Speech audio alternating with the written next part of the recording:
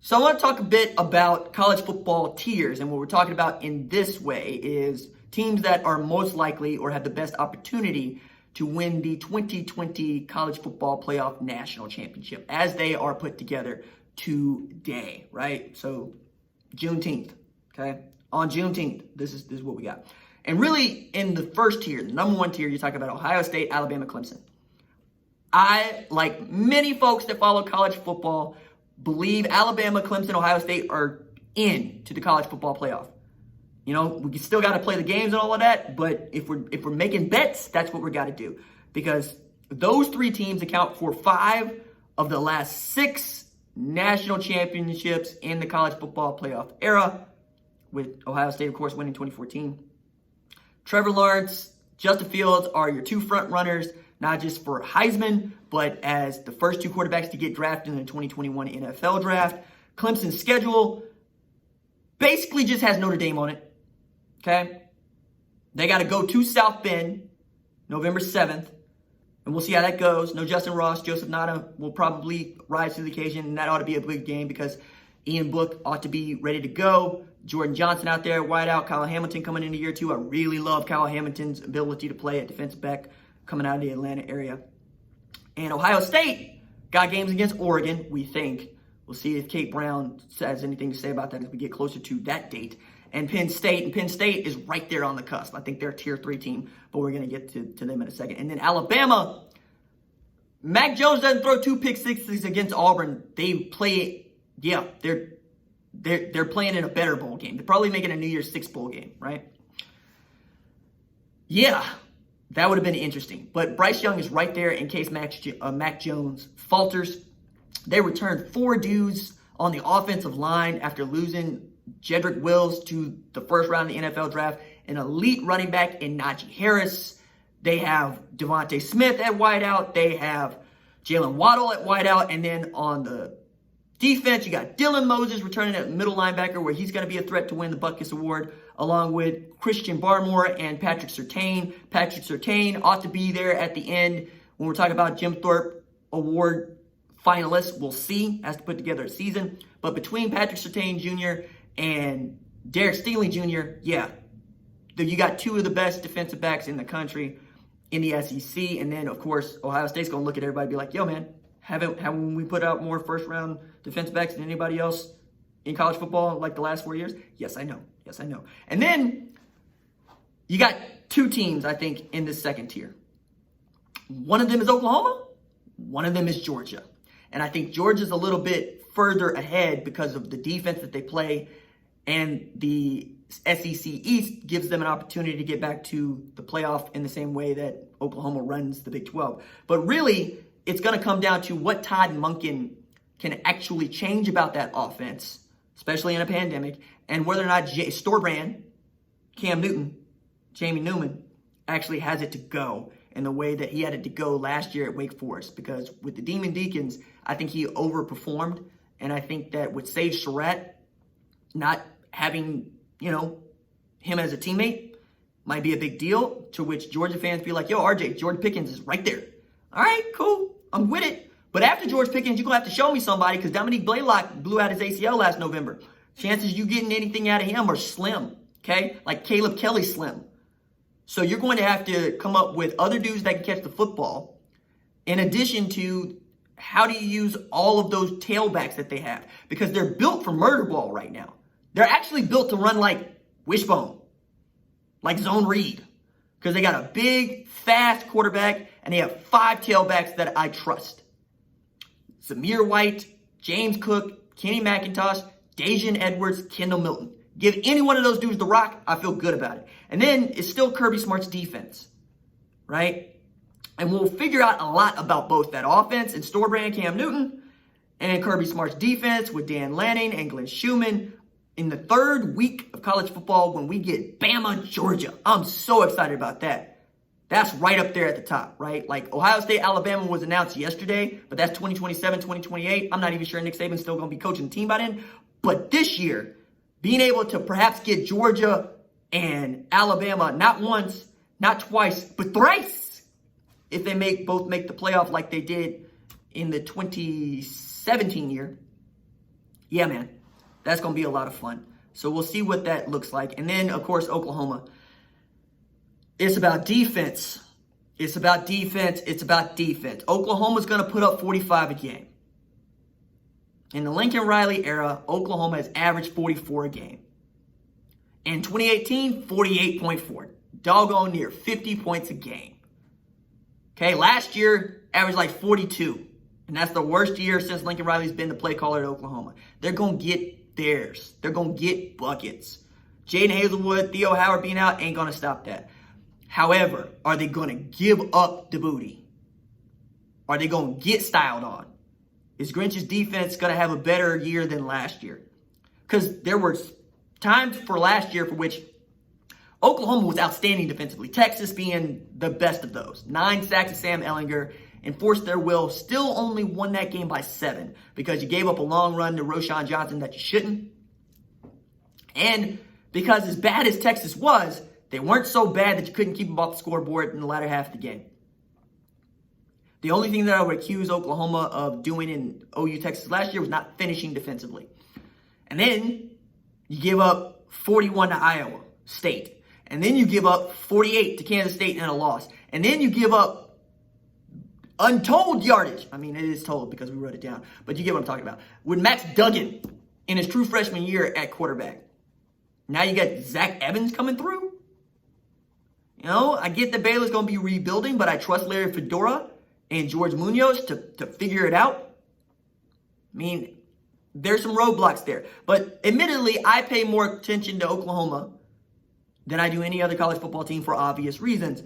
But taking a defense that jumped from 102nd to 63rd in yards allowed per play is not a small thing. You know, holding teams to 5.63 yards per play is not the same as holding teams to 4.2 yards per play, which is usually what you needed from national champions in the playoff era. So Oklahoma's going to have to improve their yards per play allowed by more than a yard to be a champ in 2020. So it's about the defense. Because I've said this, but I need to continue to say this. In the 2017 class, Robert Barnes ranked as the number 27 player in the country. Robert Barnes, who we have not seen hide nor hair of since Josh Jacobs took his soul on the goal line in the Orange Bowl. Dudes that rank behind him in that class include Devontae Smith, Dylan Moses, T. Higgins, Grant Delpit. And then, of course, in the 2016 class, I have to say it, Josh Jacobs ranked 469. And trucked Robert Barnes. If he can actually be somebody at inside linebacker for the Sooners, it's going to be a big deal. But if he's going to be somebody, that means that Caleb Kelly is not. Because Deshaun White's going to play.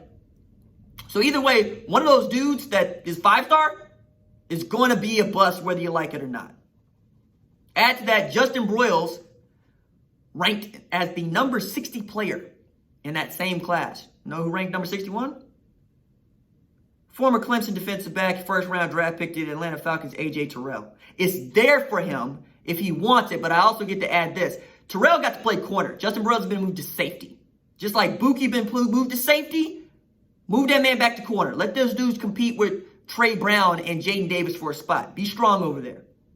Of course, that'd be me as defense coordinator, not Grinch. And then in this third tier, got Florida, LSU, Notre Dame, Penn State. Okay?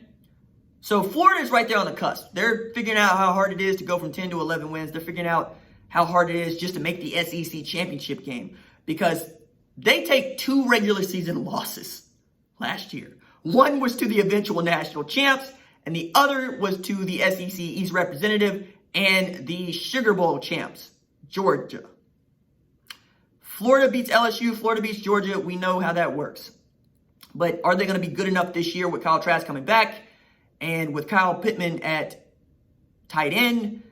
Is losing John Grenner going to be that big a deal? Is losing Jabari Zuniga going to be that big a deal? I know losing C.J. Henderson is going to be that big a deal. We'll find out, right? LSU is changing the defense totally. Bringing in Bo Pelini to run a 4-3 where they used to run a 3-4 with Dave Aranda. You got Derek Stingley Jr., you got Jacoby Stevens, you got Marcel Brooks, who's an absolute talent. You're bringing in Jabril Cox from North Dakota State, where all he's done is absolutely positively destroy people. They got a shot. Penn State is returning All-America and consensus All-America, a linebacker, Micah Parsons. I'm not sure that they got it with Sean Clifford. I know that Journey Brown and Noah Cain are dudes. We'll see what the defense looks like after winning the Cotton Bowl over Memphis.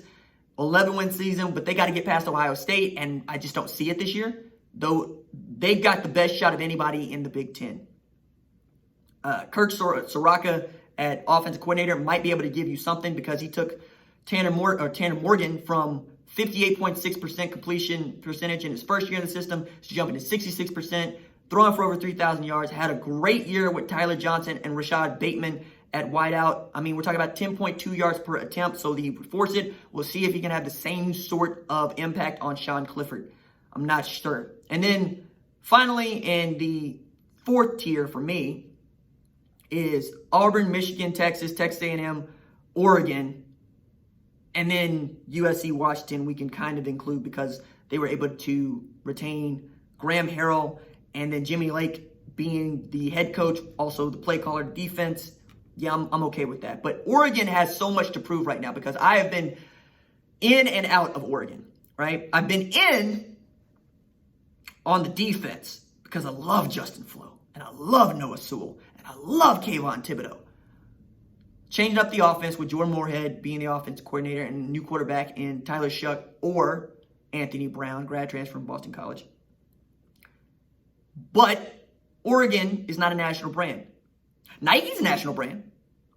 Oregon is what I could find in great value at Walmart. Oregon is what I could find that's called Kirkland at Costco. Oregon is a nice Sam's choice. Okay? You win the Pac-12 once, you win the Rose Bowl once, cool. You've been recruiting like an SEC West team. Now show me you play like one because you got to beat North Dakota State and Ohio State in the same month, dog. The same month. So we're going to learn a lot about them. A&M is right there. If anybody's going to make a leap in the SEC West, it's got to be them because Kellen Mond is in a win-or-go-home season.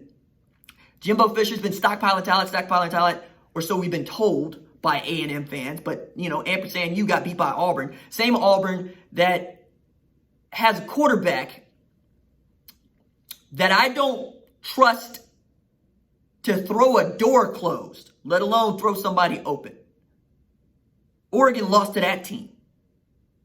Bama lost to that team. Then Michigan and Texas, who are basically the same for me. Both are capable of winning 10 games. Both are capable of not even playing in their conference championship games. Both are super talented. Both have head coaches people care about. Both are also national brands and blue bloods. Well, Texas ain't a blue blood, but a blue blood in Michigan's case, right? And Texas is still trying to overcome this thought that I have that everything that they have done since 1970 has been mostly a wash with 7 conference championships in 40 years. You got to lean on Vince Young in 2005. Talk about the last time he was actually good, or I should say good enough to win a championship. And then Colt McCoy got exposed, and then Garrett Gilbert got exposed, and Texas ain't been Texas since. We'll find out with Michigan. Find out again because whether or not Joe Milton can be the guy or Dylan McCaffrey can be the guy, you still got to get past Ohio State and Penn State, and I'm not sure that's something you can do this year. Even with Dax Hill and Darian Green-Warren on the defense.